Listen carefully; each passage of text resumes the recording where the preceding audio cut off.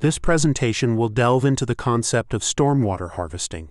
Essentially, stormwater harvesting involves collecting and utilizing runoff water before it's discharged.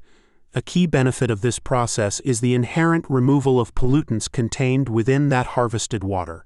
Beyond environmental advantages, stormwater harvesting often serves as a cost-effective alternative to more expensive water sources and can even generate income for the facilities that manage these systems. Our primary goals for this session are to understand what harvesting truly entails, distinguishing clearly between rainwater and stormwater harvesting, and exploring the diverse benefits associated with each. We'll then transition into the practical application of the BMPFast software. You'll learn how to navigate its interface, perform data entry for annual mass removal analysis, and interpret the output when utilizing harvesting as a best management practice. A key focus will be on the synergy between wet detention systems and stormwater harvesting. You'll discover how harvesting is frequently integrated with wet detention ponds, often by modifying the bleeder orifice or weir to create additional storage volume above the normal pond discharge elevation. We will also demonstrate the use of specialized worksheets and engage in discovery with REV curves. These curves, developed from extensive research involving simulations across 25 locations in the state, establish a critical relationship between removal efficiency, E, the rate of use, R, and storage volume, V. Finally, we'll work through several example problems to solidify your understanding and illustrate how stormwater harvesting can be effectively used to meet permitting requirements. Let's explore the fundamental questions of what retained stormwater is and why we would choose to utilize it. Retained stormwater, in essence, is rainwater that has been collected and stored for various non-potable applications. This includes practical uses like irrigation for landscaping, washing vehicles, serving as makeup water for cooling towers, flushing toilets within buildings, and even for enhancing wetlands to support ecological systems. Now, regarding the why, the reasons for engaging in stormwater harvesting are numerous and impactful. It can be instrumental in fulfilling requirements for environmental resource permits or for estimating credits under best management practice action plans. A significant environmental benefit is the reduction of stormwater pollution flowing into our surface waters. Beyond that, it helps us conserve and maintain our crucial groundwater resources, lessening our dependence on them. This, in turn, can lead to a lower cost for potable water supply, as we're leveraging a free resource for non-drinking purposes. In regions susceptible to saltwater intrusion, stormwater harvesting offers a valuable strategy to mitigate this problem. From an economic standpoint, it can also reduce the overall cost of stormwater management and potentially create a new revenue stream. Ultimately, implementing stormwater harvesting often aims to achieve a combination of these benefits, and it can significantly influence other water use permits, such as consumptive use permits, by decreasing the demand on conventional water sources. When we assess the effectiveness of water harvesting systems, we differentiate between rainwater harvesting and stormwater harvesting based on their operational characteristics and potential uses. For rainwater harvesting, effectiveness is typically estimated assuming the contained water can be used every day. This approach is generally applied to single-use catchment areas, such as a building rooftop, where the runoff is collected and stored in an isolated system like a cistern. In these systems, there's usually no interaction between the stored water and surrounding groundwater or additional rainfall once it's in the tank. It's important to note that no credit is given for concentration reduction in these setups. In contrast, stormwater harvesting effectiveness is estimated based on the potential to use the contained water approximately 2 times per week. These systems are designed for catchment areas that are often affected by both groundwater and ongoing rainfall, such as runoff from surface drainage areas directed into a wet detention pond. The simulations for stormwater harvesting originally considered uses like irrigation, which might be permitted twice a week, but this twice-weekly withdrawal also aligns with practices for other uses like agricultural crop irrigation or cooling tower water. A significant distinction here is that when a wet detention pond is utilized, Credit for concentration reduction of pollutants is obtained from the treatment processes occurring within the pond itself. There are quite a few examples of these systems in Florida, with over 700 recorded up to 2020. Our information comes from horizontal subsurface systems and the stormwater.ucf.edu website. Let's look at one specific example from South Bay Utilities, which conducted test pumping for a horizontal well. This utility serves upscale residential areas with significant irrigation demand. The system allowed them to offer water at 50 cents per 1,000 gallons back in 2015, which represented a substantial saving compared to using potable water for irrigation. They had customer agreements with about 900 homes, managed through a homeowners association, demonstrating how these systems can be operated effectively by a utility, particularly in coastal areas where water resources are often fragile. Here we see an example of a regional pond system that's designed to serve both roadways and commercial properties. Its primary function is water harvesting, which is then used for the irrigation of lawns. This approach yields significant benefits, as it helps communities save valuable potable water and, consequently, money. These types of systems are often city-operated, sometimes as a retrofit to existing infrastructure, and they directly replace the need for potable water for irrigation purposes. Additionally, these municipal operations can be instrumental in earning BMAP credits, providing further environmental and regulatory advantages. We're examining a test pumping operation for a horizontal well located in southeast central Florida. This specific system provides service to an expansive area of approximately 550,000 acres and operates under the exclusive jurisdiction of the Florida Public Service Commission. There's been a notable change in water costs over time. In 2004, the rate was 19.2 cents per 1,000 gallons, and it's estimated to increase to 89 cents per 1,000 gallons by 2024. The water supply for this operation is drawn from a combination of canals, ponds, and wells, with a current capacity of 20 million gallons per day. A key feature is that this system is designed to be expandable. Operations such as this one are often crucial for supporting agricultural development in the region, and have been reliably in service for well over 2 decades. Here we see another practical application, specifically a golf course and I-4 stormwater management plan. The golf course needed water to maintain its playability and overall image. FDOT stepped in, providing the necessary water, which created a truly win-win situation. In this scenario, FDOT, along with a local high school, could meet their stormwater regulations, while citizens received a new golf course, thereby improving the value of this recreational area. Through this collaboration, everyone benefited from effective stormwater treatment and the significant saving of potable water, which would have otherwise been used for irrigation. A crucial environmental outcome was also the protection of the Wekiva River, and such plans are often guided by best management practices, perhaps even utilizing tools like BMPFast to ensure compliance and maximize benefits. This FDOT district signature project involved a proposal for a golf course to utilize water generated from a highway expansion. What's particularly interesting here is the economic aspect. The cost for standard highway best management practices, or BMPs, would have been greater than the cost of implementing a system specifically for stormwater harvesting of that highway runoff water. This project, a collaborative effort between a city and the Florida Department of Transportation in South Florida, really showcases the creativity within our profession to develop alternative water sources.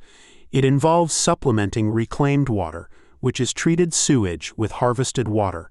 This system, estimated at a capital cost of $1.3 million in 2014, has a capacity of 1 million gallons per day. The water produced is of irrigation quality, or IQ, which means it's suitable for uses where it might come into contact with people. The cost to produce this water is quite economical, at 80 cents per 1,000 gallons.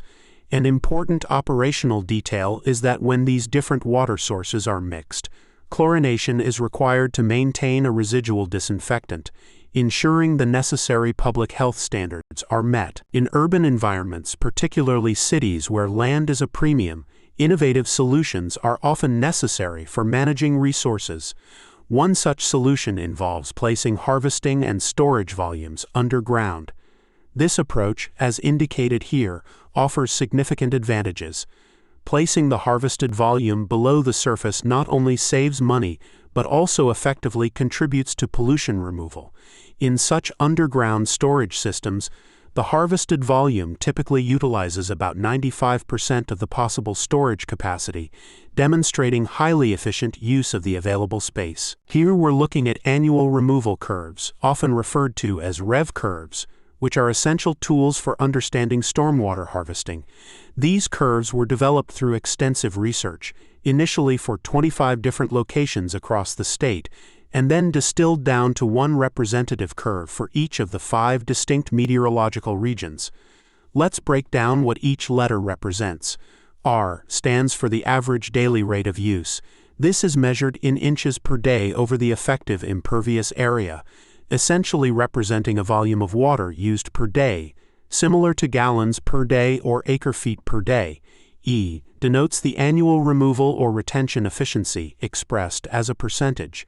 And V represents the volume of storage specifically for harvesting, also expressed in inches, again over the effective impervious area. Our BMPFast software will automatically calculate these specific values for you. An important point to note is that when stormwater harvesting is combined with a wet detention system, it adds the significant benefit of concentration reduction to the overall treatment process. The foundational work for these design curves comes from research by Wanyalista and colleagues from the University of Central Florida, with updated guidance, also found in Appendix O of Volume 1 of the applicant's handbook. Let's walk through an example problem that will help us understand how to use the BMPFast software to estimate annual percentage removal. This project description lays out all the variables we'll need for our analysis. Imagine we have a 2-acre site, classified as light industrial, located in Met Zone 4. This site is slated for redevelopment, which is expected to increase its directly connected impervious area. The local municipality has a specific requirement. Runoff water generated from the site must be used for irrigation on a 0.37-acre plot of land within the project. Looking at the site's characteristics, the curve number is 60. Before redevelopment, 20% of the total area was directly connected impervious. After redevelopment, this will increase to 32%. It's important to note that the loading from the 0.28-acre wet pond on the site is not to be included as part of the main catchment loading. To address the runoff, a stormwater harvesting plan has been recommended. The plan includes an average yearly irrigation rate of 0.8 inch per week and utilizes a 0.25 acre-foot harvest volume area, approved with no littoral zone. Our task, then, is to determine what BMP plan will effectively meet the redevelopment performance standard given these specific site conditions and requirements. I encourage you to open up your BMPFast model now, and we'll begin by entering this data for the site and watershed characteristics. Then we'll proceed to evaluating the treatment options. We are now looking at the first worksheet within BMPFast, where you'll enter the site characteristics data. To do this, you'll use the provided drop-down entry menus for certain fields and type in other relevant data into the open fields. Once you've accurately entered and validated all the necessary information, you can then proceed to the Enter Catchment section. It's important to note for this particular redevelopment scenario that there isn't a net improvement performance standard. Instead, the requirement is based on achieving a specified percentage removal. When working on your watershed characteristics worksheet, you'll be entering the relevant catchment data. The annual runoff coefficient is an important figure calculated from your curve number, or CN, and the directly connected impervious area, or DCIA, percentages. You can find more detailed guidance on this calculation in the applicant's handbook, specifically the June 28, 2024 edition. It's also crucial to remember that the wet pond area itself does not contribute to the loading calculations. To determine the annual runoff in acre-feet, you'll use the annual rainfall, measured in inches, divide that by 12 inches per foot, and then multiply that result by the runoff coefficient and the total acres contributing runoff. For instance, in the post-development condition, once a pond is in place, the contributing area is calculated as 1.72 acres. This number is derived by taking the total post area and subtracting the wet pond area. We're now looking at the data entry for a specific wet pond example. What's notable about this particular design is the absence of a littoral zone. This is a common situation in urban environments where land availability is restricted, preventing the inclusion of this vegetated shallow area. Consequently, the primary mechanism for pollutant removal in this pond is driven by the settling of particulates. Based on the entered data, the average annual removal rates for this wet detention pond are calculated to be 6% for total nitrogen and a significantly higher 60% for total phosphorus. We arrive at this particular analysis page by first navigating to the treatment options and then selecting the stormwater harvesting button. Once here, we begin entering the relevant stormwater harvesting data. In this specific scenario, the maximum harvest volume is equivalent to the permanent pool volume. This setup functions much like a holding tank or an area that lacks a littoral zone and likely doesn't interact with groundwater. It's important to note that if you're utilizing an underground tank for harvesting, there won't be any credit derived from a wet detention pond. The box diagram visible here illustrates the annual surface discharge volume and associated loadings, based on a capture rate of approximately 50% of the annual runoff. After all the necessary data has been entered for both the wet detention pond and the stormwater harvesting components, the next step is to place both of these in series.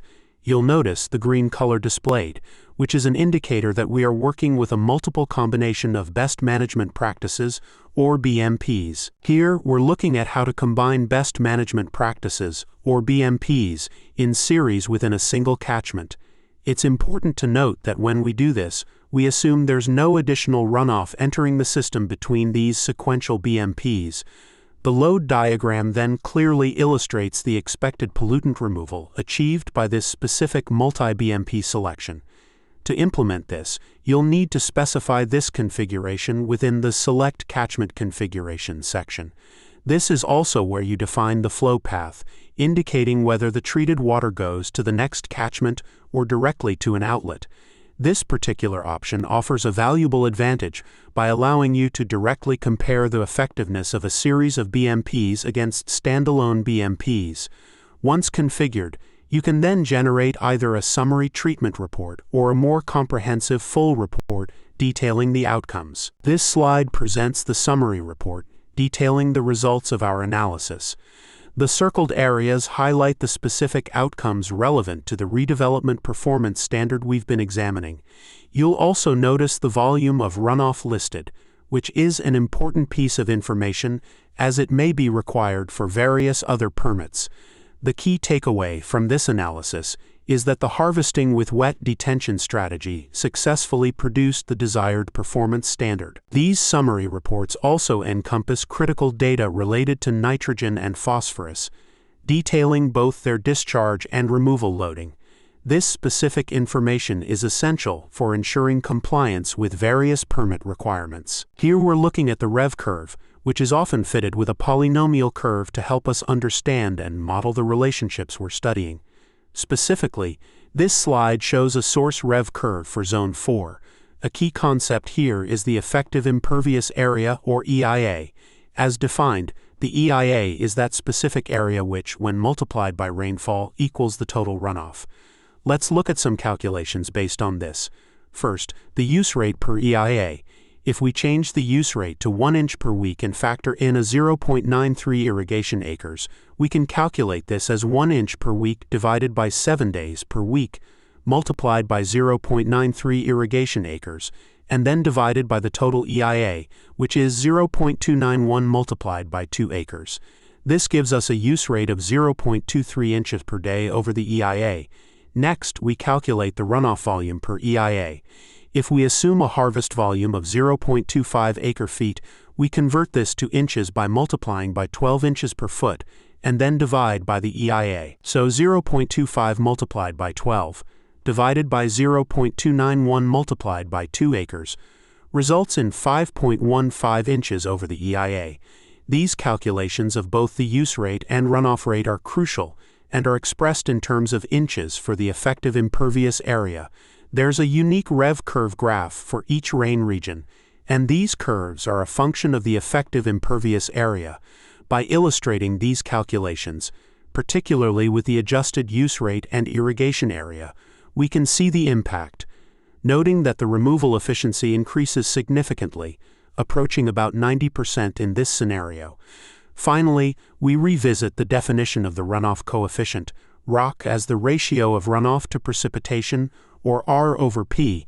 This can also be expressed in terms of area, where ROC times area equals runoff times area divided by precipitation, or ROC times area times precipitation equals runoff times area. Consumptive use permits, often referred to as CUPs or WUPs, are essential for regulating how water is withdrawn and used.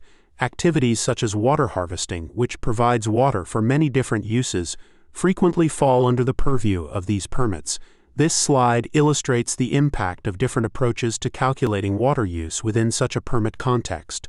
Specifically for Zone 2, the data here, partly derived from sources like the applicant's handbook, demonstrates how crucial accurate calculations are. We're comparing the choice of a weighted runoff coefficient, or ROC. Notice the two different values shown in this example.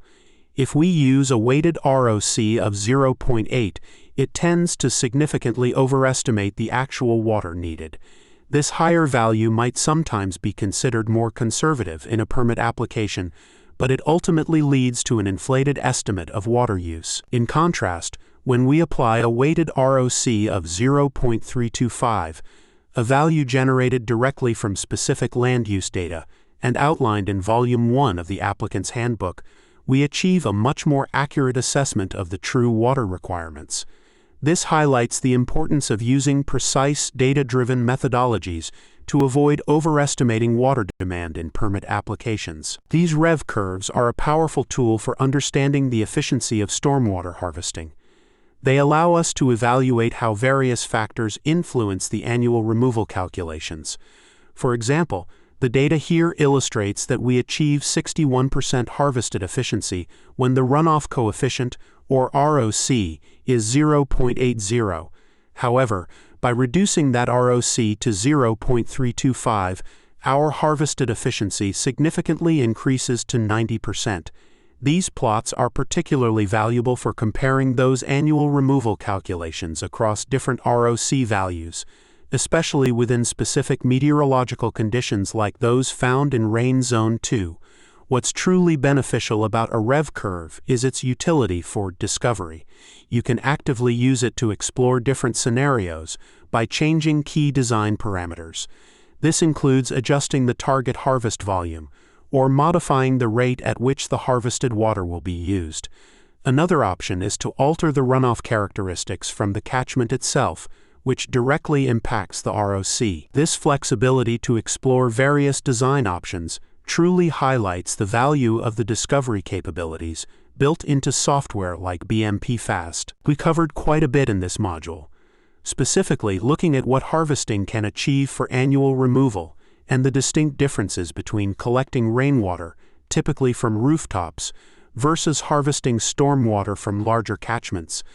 A key tool we explored was the BMPFast software, learning how to use it for annual mass removal analysis and understanding the specific output when harvesting is implemented as a best management practice. We also delved into the use of worksheets and the important discovery process associated with rev curves. For stormwater harvesting, we saw how the rev curve effectively relates the capture or effectiveness to both the harvest volume and the rate at which the water is used. Ultimately, understanding this output is crucial, as it can be highly beneficial when working with water use permits. To tie everything together, we walked through an example project, which helped illustrate the practical application of stormwater harvesting and provided a framework for approaching similar projects in the future. This presentation on stormwater harvesting, presented by Marty Wanyalista, covered how valuable this practice can be in meeting annual removal goals, while also noting its potential impact on water use permits. We encourage you to explore other learning modules if you wish to delve deeper into these topics and prepare for the competency test. You'll find more details on that process in the module titled Self-Test. Thank you for viewing and listening to this information.